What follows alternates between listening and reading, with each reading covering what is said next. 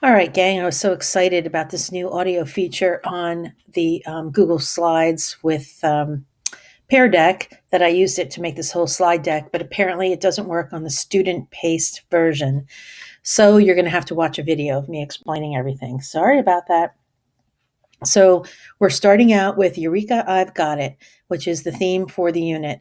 And this is a Wonders interactive slideshow or the Wonder slideshow to help you work on project-based learning. So it's from Unit 1, Week 6.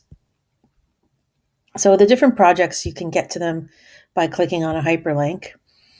And you can just also go through with me. So there's a choice of 5 different projects. For the week, the project that goes along with week 1, meeting a need, how do we get the things we need? You can write a newspaper article or other teacher-approved activity, write about a project requiring funding that is important to you. And I put some examples down at the bottom because I know this one's kind of tricky. Things like free internet for everybody, save the earth, funding youth sports teams, something that's important to you. Explore why the project would need a loan. Include how people could help the project out. Be sure to look at a variety of resources and use reliable websites. There actually is a local push to offer free internet to people that are at low income status. So you could do a little checking around to see RCN and Service Electric actually offer free internet. Maybe you can get that together in your newspaper article so we can share it with others. You can use the Wonders Project One link in Google Classroom to help guide you. And that is the roadmap that comes right from Wonders, and we'll take a look at them in a minute. For the week 2 project, the project that goes along with week 2, if you choose this one's called Trial and Error. That was our week theme. What can lead us to rethink an idea? And this one, creating a television segment, research an invention and create a television segment, exploring the invention and how it was improved or changed over time. Be sure to look at a variety of resources and use reliable websites. You can use the Wonders Project 2 link in Google Classroom to help guide you. You can use WeVideo, include graphics and text or voiceover describing the change in technology over time. You could do a podcast for this one as well, but I think images are kind of important to have along with this one. For the week 3 project, see for yourself, how can experiencing nature change the way you think about it? So if you choose this project, you're going to create a slideshow or a pamphlet. You can even use WeVideo for this because there's some great images in WeVideo, and you can just do the narration, put the text over the video. But in this case, create a pamphlet or slideshow or a video or a Pear Deck, and persuading people to visit a national park. Be sure to cover the main features and attractions of the park. Include images and text, and be sure to look at a variety of resources and use reliable websites. You can use the Wonders Project 3 link in Google Classroom to help guide you. And there's a link to the National Park site, which would be a great resource for you for this project. For, what do I have, week 1, meeting a need, showing up again? That's weird. All right. Did I just accidentally move something around? Oh boy, I just moved everything around. Week 1, meeting a need. How do we get the things we need? And we already talked about that one. Week 5. I just moved everything around. Week 5, new technology. What are the positive and negative effects? And a little spelling error there. Fix that. Effects of new technology. Make a persuasive presentation. Make a persuasive presentation about the possible effects of a new invention or technology.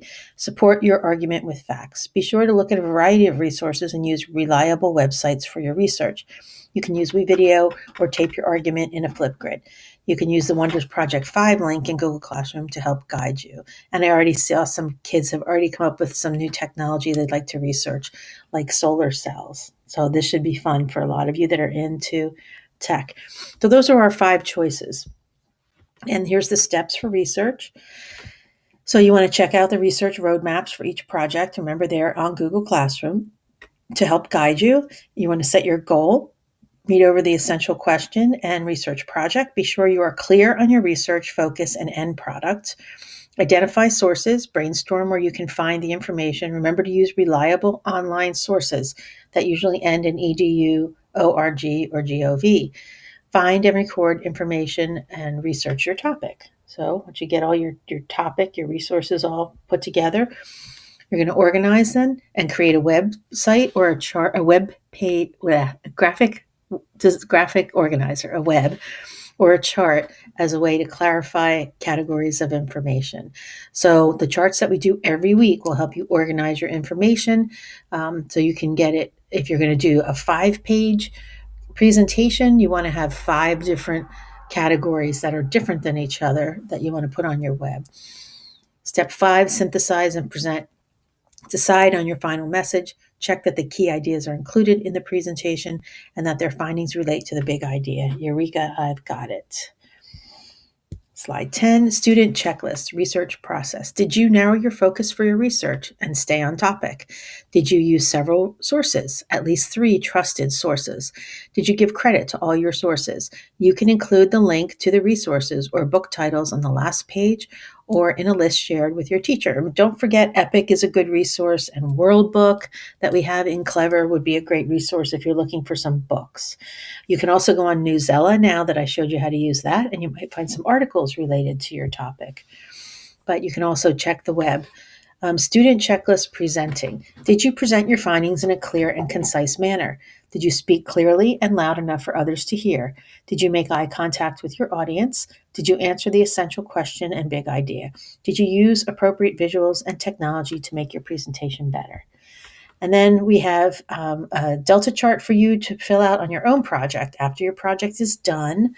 That's why this whole Pear Deck is not due till beginning of next week, Friday at the latest. I don't want you to turn it in because you're going to have to review your own project and you're going to have to review 2 other projects. And after you're finished that, then you'll be turning it in. So basically, you are picking one project to work on to help you tie in everything we did this unit and present something to your class. Let me know if you have any questions. I tried to make it fast.